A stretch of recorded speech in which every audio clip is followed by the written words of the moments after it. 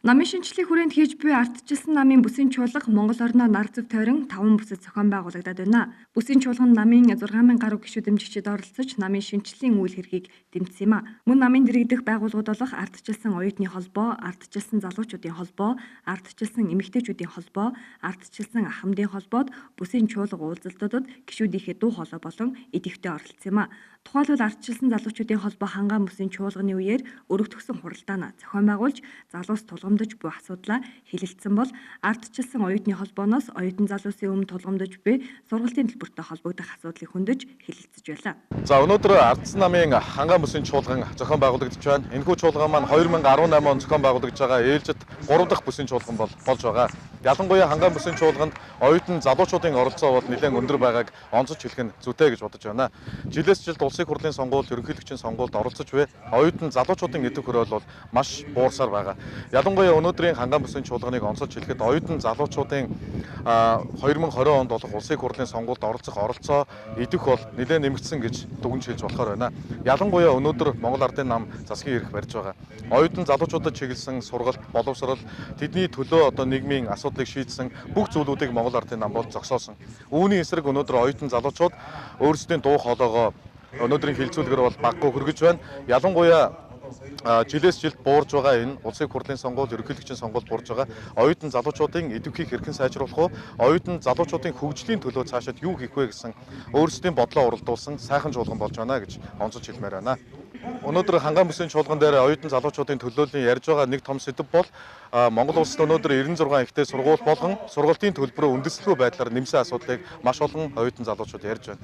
Ялангуяа нэг кредитийн төлбөрийг 10,000-аас 20-30 мянган төгрөгөөр нэмсэн тохиолдолд нь жилд дунджаар 30 кредит судалдаг оюутан залуучуудын төлбөрийг 200-аас 600, 700 мянган төгрөгөөр өсгсөн асуудал бол оюутан залуучууд тэдний ард байгаа эцэг эхчүүдийн тулгамдсан асуудал болж байна гэдгийг оюутан залуучууд маань баггүй хэлж байна. Иймээс ардсан оюутны холбооны нийт хамт олон бид бүхэн Монголын нийт оюутан залуучуудынхаа эрх ашигыг ямагт хамгаалах болон сургалтын төлбөрийг үндэслэхгүй нэмсэн бүх ихтэй сургуулиудтай албан ёсны хариуцлага тооцно бидний шаардлагыг хүлээж авахгүй бол дараагийн оюутан залуучуудаа нэгдсэн хөдөлгөөн жагсаалыг бид бүхэн хийх болно. Энэ бол ардсан оюутны холбооны сан санаачлал биш, оюутан залуучуудаас ирсэн саналыг бид нэр үндэслэж ярьж байгаамаа гэж хэлмээр байна. За тэгэхээр манай өнөөдөр Ардсан намын хангаан бүсийн чуулга уулзалт болж байна. Тэгээд нодлон жил бол 2017 онд говийн бүс, зүүн бүс их болсон. Энэ жил дөрвөн бүс их боллоо. Нийслэлийн бүх дүүргүүд хамрагдлаа.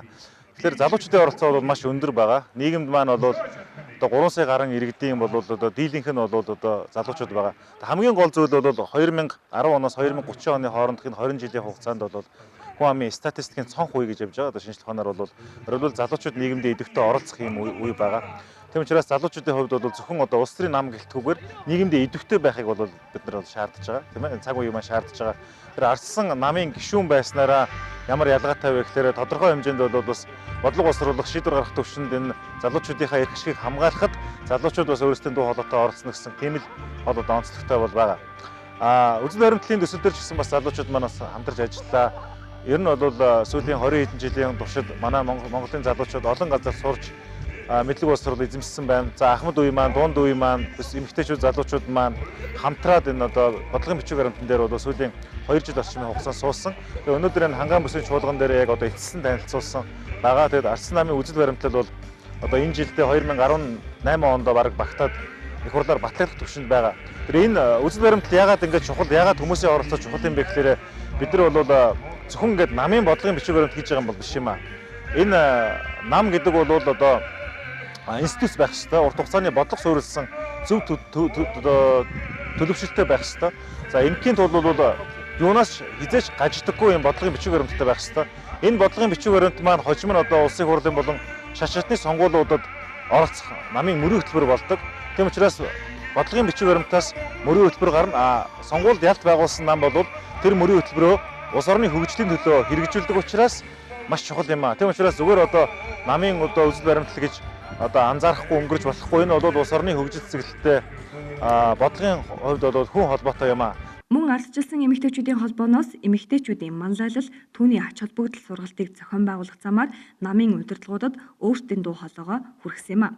Намын гишүүдийн баггүй хувийг эзэлдэг ардчилсан ахмадын холбооч мөн гишүүдэд идэвхтэй байлгахад анхаарч ажиллаж байгаа хэлж байсан юм а. Тэгэхээр ардчилсан намын одоо бүхэл үйл ажиллагаанд хамгийн идэвхтэй оролцдог хэсэг бол манай эмэгтэйчүүд байдаг. За ер нь анх ардчилсан хувьсгал ялснаас эхсүүлэл хамгийн тууштай, хамгийн шудраг, хамгийн одоо чин сэтгэлээсээ энэ намынхаа үйл хэрэгт улс орныхоо үйл хэрэгт зүтгэж байгаа нь одоо яхаарахгүй манай эмэгтэйчүүд ээ. Ингээд энэ бүсийн чуулганаар эмэгтэйчүүд маань бас цуглаж эмэгтэйчүүдийн манлайлал, түүний ач холбогдол гэсэн сэдвээр бас би сургалт явуулсан. Гэхдээ энэ сургалтыг эмэгтэйчүүдэд зориулж биш, намынхаа одоо удирдлагууд, намынхаа одоо эрэгтэй гишүүдэд одоо зориулж бас бид хамтдаа энэ сургалтыг хийсэн байгаа. Яг тэгэхээр манай эмэгтэйчүүд идэвхтэй ажиллаад байдаг. Гэтэл яг нэр дэвшилтэн дээр ялангуяа сум аймаг дүүргийн хэмжээнд бол эмэгтэйчүүдийн нэр дэвшилт бол хангалттай байж чаддгүй. Өөрсдөө дэвшихийг хүсээд идэг. Гэтэл одоо намынхын удирдлагууд та нар одоо чадахгүй ч гэдэг юм уу, эсвэл оронд нь өөр одоо нэрхтээ нэр дэвшүүлнэ гэсэн ийм зүйлүүд байгаа. Улсын хурал дээр бол квоттой учраас улсын хуралд дэвших эмэгтэйчүүдийн хувьд бол асуудал бага байдаг. За манай намын шинжилгээний хүрээнд бол намын удирдлага, за манай гишүүд бол эмэгтэйчүүдийн үйл ажиллагааг маш сайн дэмжиж 76 тойрог болгон дээр 76 эмэгтэй квот зайлшгүй байх ёстой гэдгийг тогтоож өгсөн байна. Энэ намын дүрмийн бас их том одоо чухал ач холбогдол. За нөгөөтэйгөр ардчилсан намын үзэл баримтлалын шинжилд бол бид бас ажлын хэсэгт ажиллаж энэ үзэл баримтлал дээр яах аргагүй Монголын одоо нийгмийн асуудал, өрх гэрийн одоо тэр аз жаргалтай байх асуудал бүх зүйлийг одоо нэлээд наривчлалтай сайн тусгаж өгсөн байгаа. Тэгээд ер нь манай намынхан энэ сургалтаар бол нэлээд зүйлийг одоо сурч байгаа. Яагаад эмэгтэйчүүд ер нь нийгэмд зөвхөн Монгол улстай биш, зөвхөн аймагтай биш, дэлхийд ер нь яагаад эмэгтэйчүүд манлайлах ёстой юм бэ? Өнөөдөр дэлхийн ертөнц өөрөө бүх хөгжил нь хүний хөгжлөөр хэмжигддэг болсон үед бол энэ эрүүл мэнд, энэ боловсрол, энэ одоо байгаль экологийн асуудал, ядуурлын асуудал гэдэг энэ бүх зүйлүүд бол яхаарахгүй эмэгтэйчүүдийн одоо тууштай ийм оролцоонд бол тулгуурлаж хөгжиж байгаа. Тэмчээс манай эмэгтэйчүүд бол бас идэвхтэй байгаа.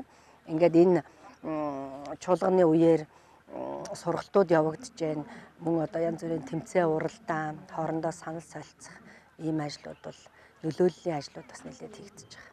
Ардчилсан намын шинжил бол одоо яг өрнөлтийн цагтаа явж байна гэж байна.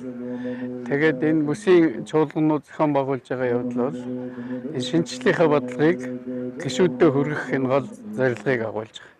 Тэгэхээр ардчилсан нам чинь 180 мянган гишүүнтэй бүгдийг цуглуулж бодлогоо танилцуулах боломж мэдээж байхгүй. За энэ дээр бол хэвлэл мэдээллийг ашиглана. Энэ дээр бол илүү хүч хөх зорилгоор энэ бүсийн чуулганууд зохион байгуулж байгаа. Нэг удаагийн чуулганд 1000 гаруй гишүүд оролцож байгаа.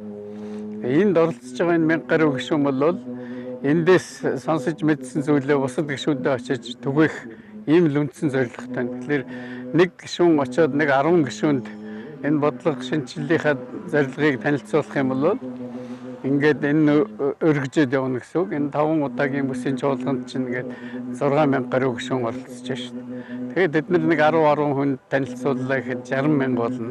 60,000-ын цаашаага 3 хүн танилцууллаа гэхэд 180,000 гишүүн болно гэх маягаар ингээд шинжилгээ цааш нь үргэлжлүүлээд явж байгаа гэж ойлгож байна.